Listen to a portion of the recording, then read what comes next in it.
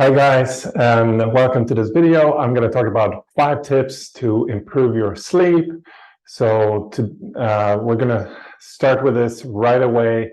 And the first one I want to talk about is cold exposure or cold showers. Some people like to take a cold bath or shower before they go to sleep to cool themselves down.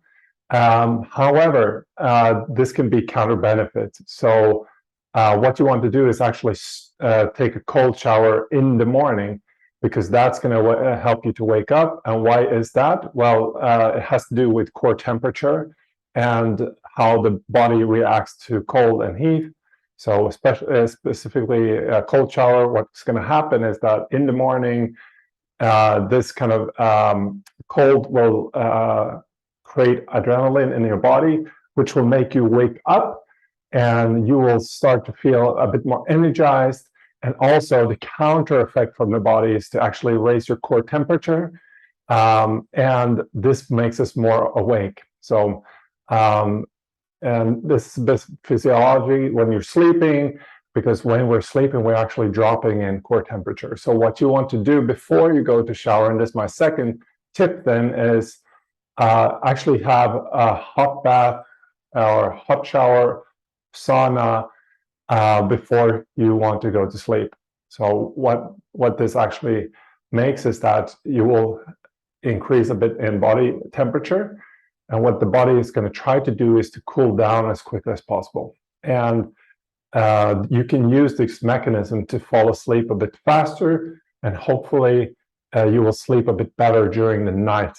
Also because you fell asleep a bit faster, and you don't have as much time to lay around and think about and get anxious or whatever you might have going on. So again, this is just from what happens in us in a chemical way from the inside.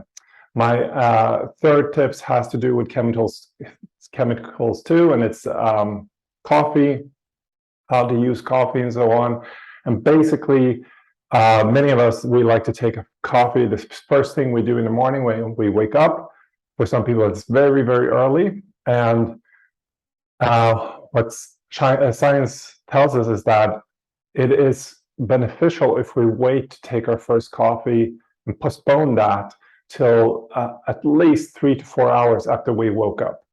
Why this is because we want to basically get all the sleeping chemicals out of the body before we introduce the coffee. And this has to do with sleep quality and how the body reacts to those chemicals. Is that if you drink coffee very early in the morning, what's going to happen is your body is going to try to wake up even earlier the day before. I mean, if you want to do that, obviously that could be a way to kind of trick the system, but it can also lead to that you wake up way too early and you can't fall asleep again, and you have this kind of insomnia problems. This is small but very effective thing to think about. Postpone that coffee maybe 4 hours from waking up, and maybe try to do that 10, 11. And speaking of coffee, how much should you drink per day? Because we have to think about that. The coffee will also disrupt our possibility to fall asleep in the evening. So for some people, we have better tolerance or less. But for most people, if we drink a coffee past 3 p.m., it will affect our sleep. Even though we might be able to fall asleep, it will still have an effect on how good our night's sleep will be. So caffeine is the part in the coffee, of course, that is doing this kind of reaction to us. So maybe one tip is, if you really, really like to have coffee in the afternoon, maybe you can just think about finding a decaf version of coffee. However, I can speculate that the body still will release some kind of pathways, will open up and create the same kind of chain reaction as in with caffeine, because the body basically thinks it's caffeine and will react as if it's caffeine. I don't have any specific studies on that, but I'm just speculating, so I might be 100% wrong. But this is usually how it is with a lot of things that we drink and eat. Is the body is used to have exposure of something it thinks it is, and then it reacts the same way. My fourth tip has to do with sunlight, and this has to do with the circadian rhythm, as it's called. So that means our body has this inner time, and for most people, this is connected to the sun. Crazy, that we are animals, just like any animals in the nature. We have certain patterns that we like to connect to, and sun is one of the, I mean, the strongest one when it comes to circadian rhythm for all animals to tell us when to wake up and when to go to sleep. It has a lot to do what happens with the light. So in the morning, when you're waking up, one very good thing to try to get it going is getting straight sun exposure in the morning light, meaning when the sun is kind of rising. Obviously in the summer, if it's like super early, that's going to be hard. But the idea is you want to be hitting the sun kind of in that, not from straight above, but in this angle, because what's going to happen is that in that sun, we have a certain amount of blue lights coming through, that we have some pathways and we have some receptors in our eyes that react to that light, and they've set off a certain chemicals to wake us up in the morning. So generally speaking, like if you can get 5 minutes of just straightening your face, and having a window or something in a way, even like glasses, will inhibit that. So what you need to do is take those glasses off and kind of just have that sun exposure.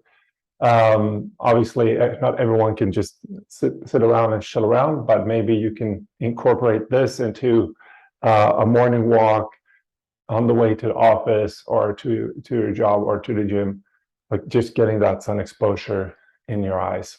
And the opposite then in the evening is to get that sun exposure also, because when the sun is going down, we're going to actually have more red lights, and those red lights are effectively making us a bit more drowsy, and it releases more melatonin, which is the hormone that makes us a bit sleepy and makes us sleep a bit better. And yeah, beware of like sunlight is going to be helpful. Speaking of light in general, most of us already know, but having like blue screens, lights in the night is going to be counter benefit to our circadian rhythm. So what we want to do in the evening, about 3 to 4 hours before we go to bed, I mean, 2 hours at least would be good to just dim down the light, turn off the lights, and just have as little light as possible. If you need to work on a laptop and so on, you can look into, can I have some kind of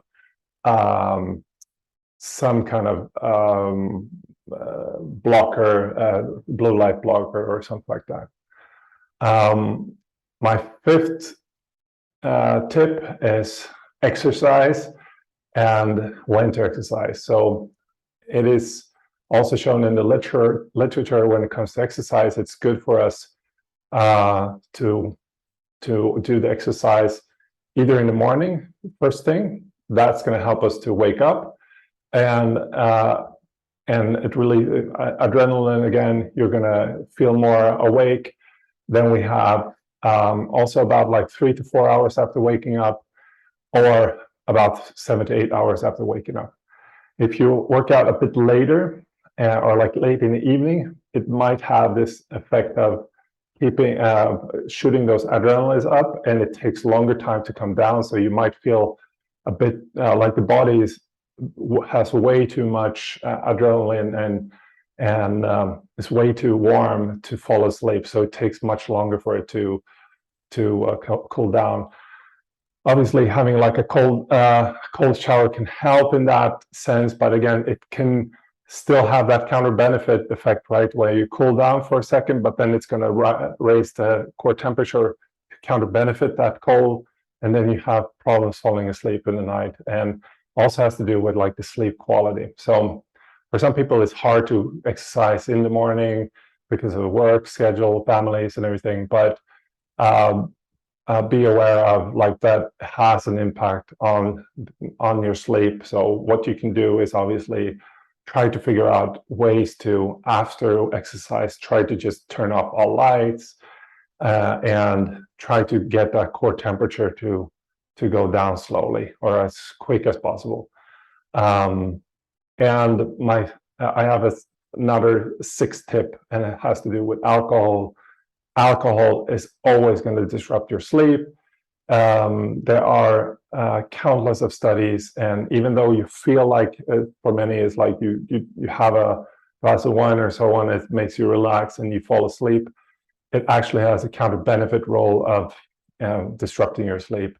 And this pathway of why we relax from drinking one glass of alcohol and so on is actually a sign that we have a certain addiction to it, and it has the counter benefit of that we're going to release more stress hormones, and we're going to create more anxiety as we go. So, for example, if you are drinking one glass of wine every now and then, but like almost every night, I don't know, every second night, it's going to increase the level of stress you feel and anxiety you feel. So it's going to make you, over the time, much more stressed, much more anxious when you go to bed. So your need to drink alcohol is going to go up and up and up. And it's going to disrupt your sleep. So your sleep is going to get worse and worse and worse. So in the mornings, you're going to feel worse and worse and worse, and you're going to feel more stressed and stressed and stressed. And like every decision you make, you feel like it's going to be harder and harder and harder because you're simply much more anxious and neurotic.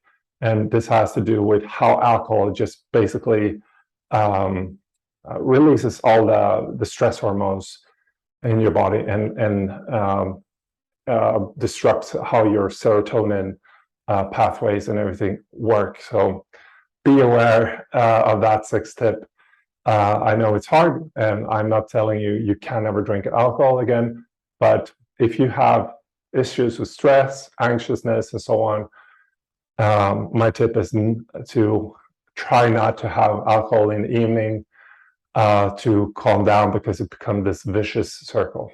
And we want to create better habits rather, so have a hot shower instead, if needed.